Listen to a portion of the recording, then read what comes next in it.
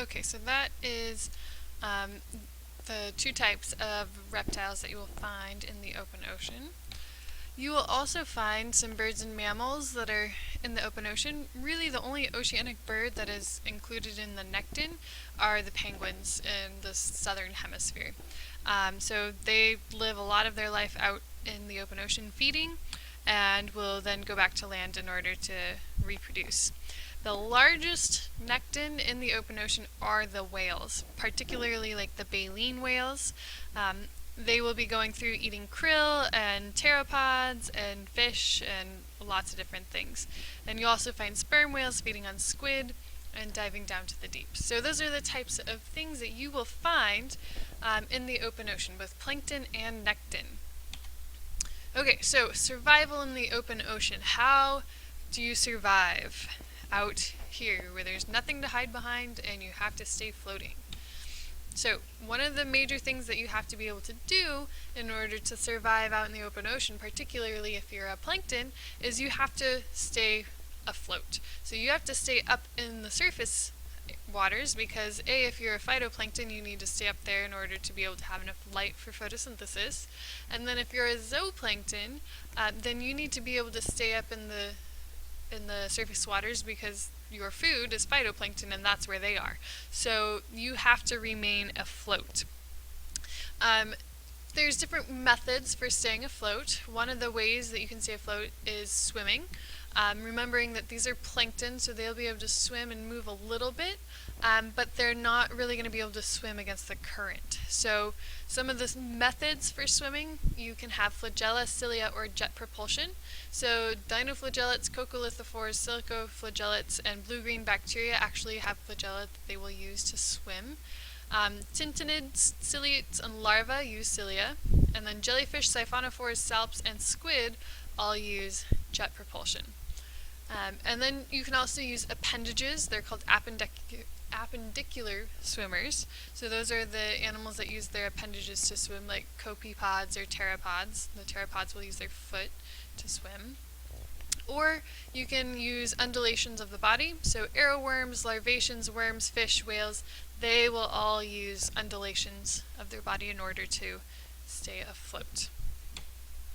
So here's just a couple examples. The left right here, these are dinoflagellates, so they'll use their flagella to stay afloat, and then this is a jellyfish, and they will stay afloat by swimming with jet propulsion.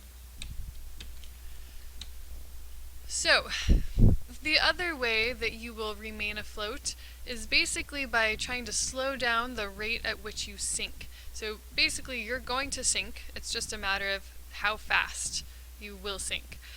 So one of the ways that they will prevent or slow down their sinking rate is by creating frictional drag.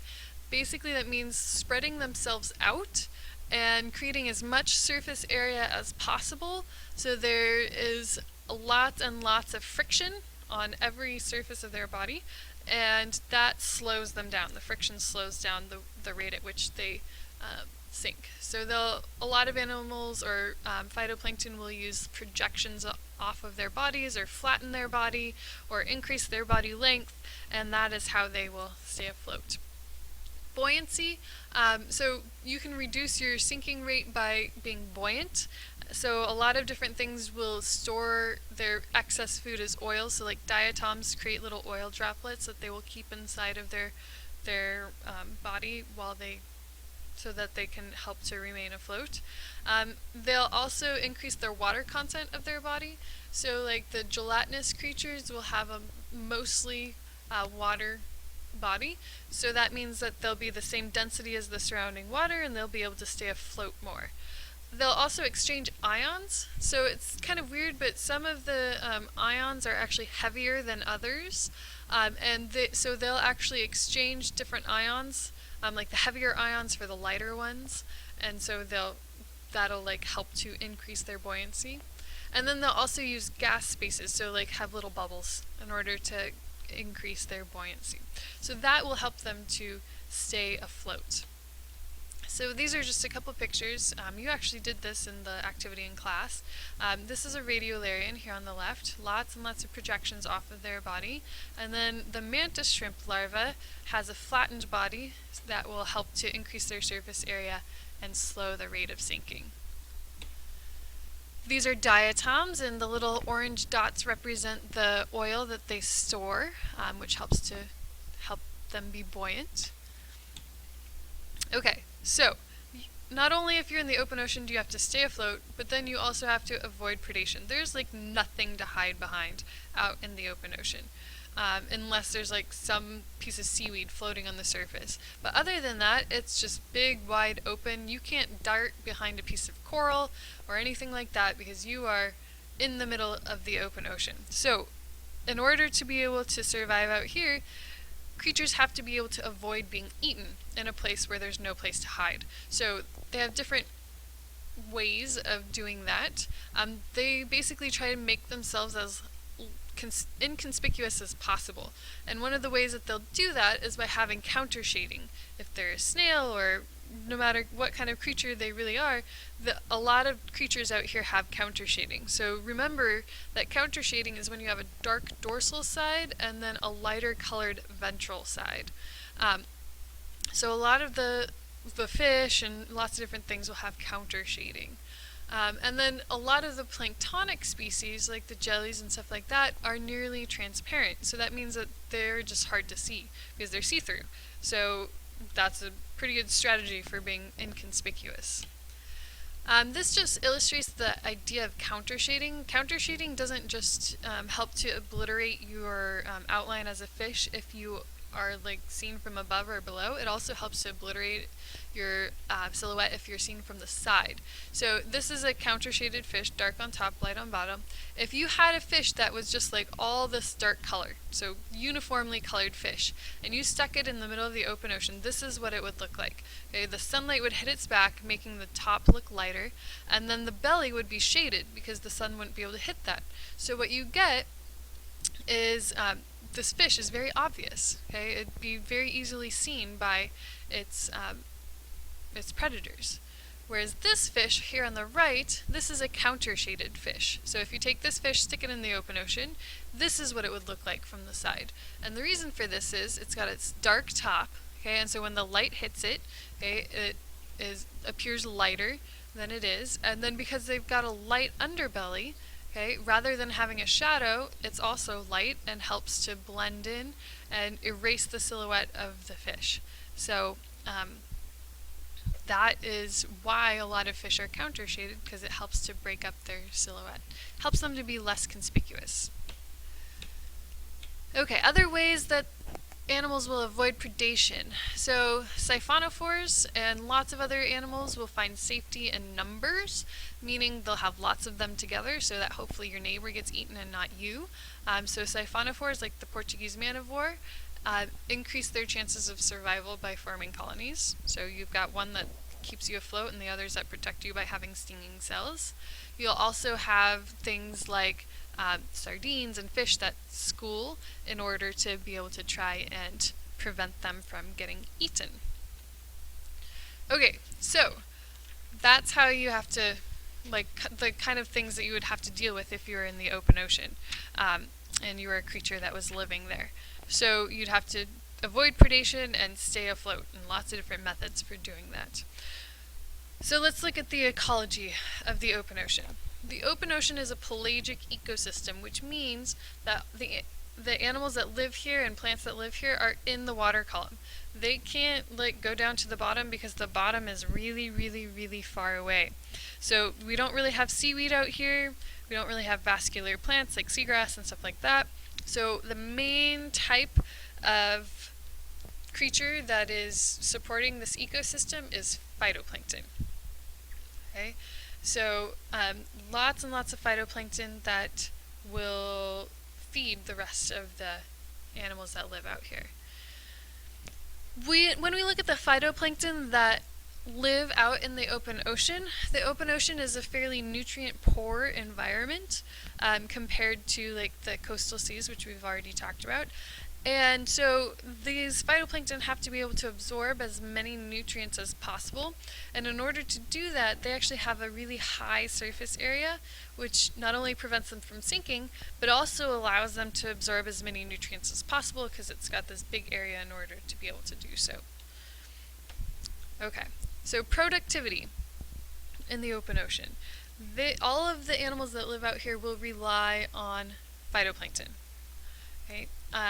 So the water that's at the surface receives lots and lots of sunlight, but not very many nutrients from land or the sea bottom. Out in the open ocean, you get layers of water that form, and you get this thermocline that traps nutrients down in the deep sea. So the surface layer doesn't have a lot of nutrients. It's all down in the deep, except for in places where you have upwelling. And upwelling is where you'll have a seamount underneath in the bottom of the ocean, and then a deep water current will hit that seamount and be forced upwards, bringing nutrients to the surface, which can create a place where there's lots of nutrients and lots of phytoplankton, and therefore lots of life in the open ocean. You get very, very low productivity in tropical waters because you do have the permanent thermocline that traps the nutrients down in the deep. So you've got very, very stable layers of water that really prevent nutrients from being brought up from the bottom to the surface. So you have very, very low productivity in the tropical waters. Whereas in the temperate and subpolar regions, you'll have much more productivity in the open ocean. Okay, food webs in the open ocean. I'm going to read through this and then I'll show you a picture and we'll talk about it and explain what I mean. So you have dissolved and particulate organic matter. So basically you have little pieces of organic material and you have organic molecules that are dissolved into the water. And so the phytoplankton that are doing the photosynthesis are releasing those photosynthetic products as dissolved organic matter, or DOM. So those would be things like glucose and stuff like that. So the phytoplankton try and hang on to these things as much as they can, but it's not perfect. So some of it gets released out to the surrounding water. Bacteria that live in the water then take that dissolved organic matter and eat it, and then they can be eaten by things called nanoflagellates, which are plankton that are really small but are still bigger than the bacteria. And then you also have this thing called a bacterial loop in an open ocean food chain, where the bacteria will take that dissolved organic matter, metabolize it, so burn it, and then return products to the water, like inorganic products into the water that are then available for the phytoplankton as nutrients. So it helps to create nutrients in order for the phytoplankton to keep doing photosynthesis and keep supporting the life out in the open ocean. You will also get lysis of bacteria. So you get lots and lots of viruses that live out in the open ocean, and they infect bacteria. And when they infect bacteria, they burst the bacteria. It's called lysis.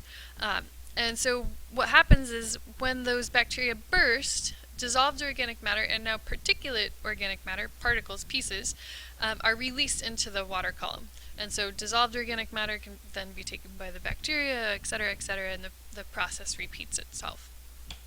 So here is an open ocean food chain, or food web.